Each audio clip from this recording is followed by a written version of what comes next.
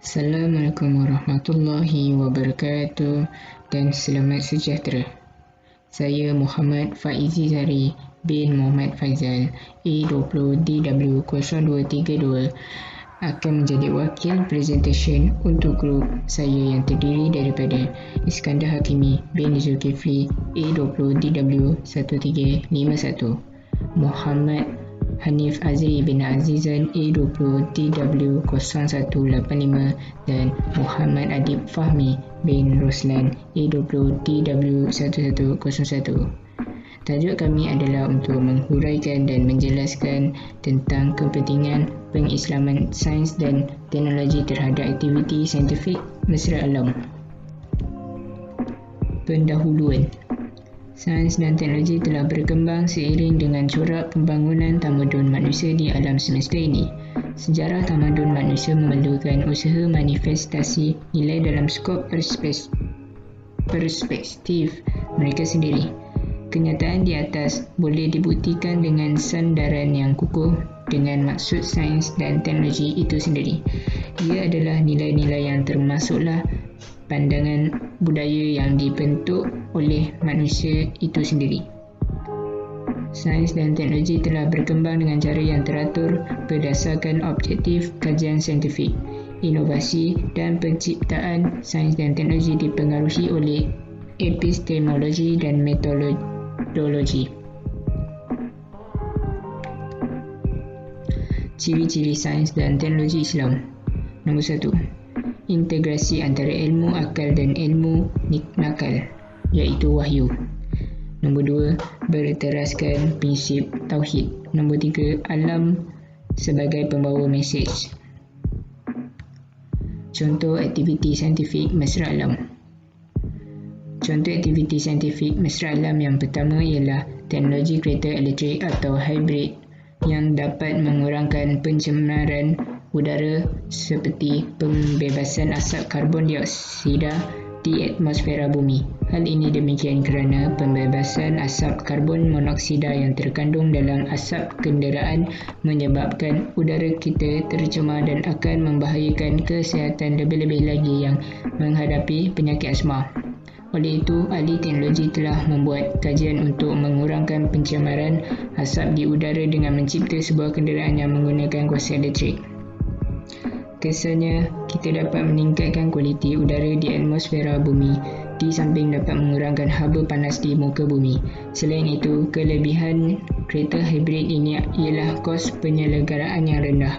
Hal ini demikian kerana sistem kenderaan ini menggunakan sistem komputer berbanding dengan kereta konvensional yang mempunyai sistem yang sangat kompleks untuk diselenggara. Kereta konvensional memerlukan kita untuk membuat servis seperti menukar minyak enjin, menukar bateri dan sebagainya. Kereta hybrid juga dapat mengurangkan pencemaran bunyi. Hal ini demikian kerana kereta hybrid menggunakan mekanisme instant torque di mana kenderaan ini tidak menggunakan enjin seperti kereta konvensional. Kereta hybrid juga mampu menjimatkan wang kerana kereta ini membebas petrol. Dengan ini, kita dapat mengurangkan penggunaan sumber bahan api fosil. Seterusnya, contoh lain bagi aktiviti saintifik mesra alam ialah teknologi tenaga hijau seperti penggunaan tenaga solar, tenaga ombak, tenaga angin dan tenaga hidroelektrik. Kesannya kita dapat mengurangkan pencemaran kepada alam sekitar. Hal ini demikian kerana penggunaan tenaga ini adalah mesra alam kerana menggunakan sumber alam semula jadi untuk menjana tenaga elektrik. Selain itu, kita dapat menjimatkan penggunaan elektrik dengan memasang panel solar pada atap rumah. Meskipun harga panel solar agak mahal pada masa sekarang, tapi ia mampu untuk menjimatkan penggunaan tenaga elektrik yang kita gunakan seharian. Okey, kita teruskan presentation kita dengan langkah-langkah dalam mengekalkan pengislaman sains dan teknologi pada masa kini. Langkah pertama, setiap pelajar harus menguasai dan memahami sepenuhnya bidang ilmu disiplin moden yang dapat dipecahkan kepada kategori, prinsip-prinsip, metodologi, masalah dan tema tertentu.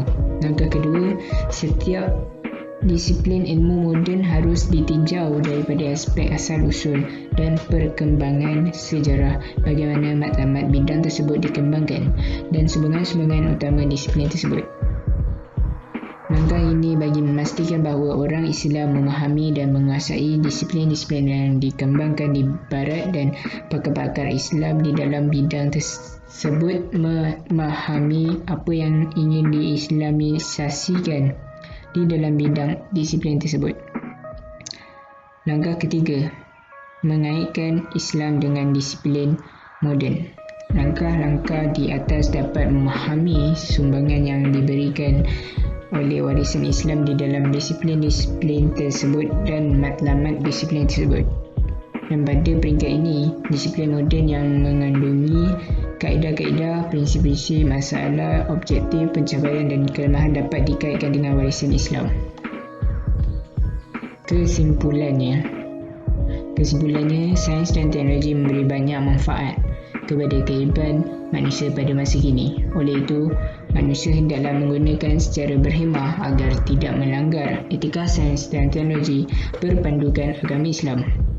Etika dalam sains dan teknologi amat penting dalam menghasilkan teknologi yang bermanfaat serta berpandukan Al-Quran dan As-Sunnah kerana itulah yang terbaik untuk seisi alam ini.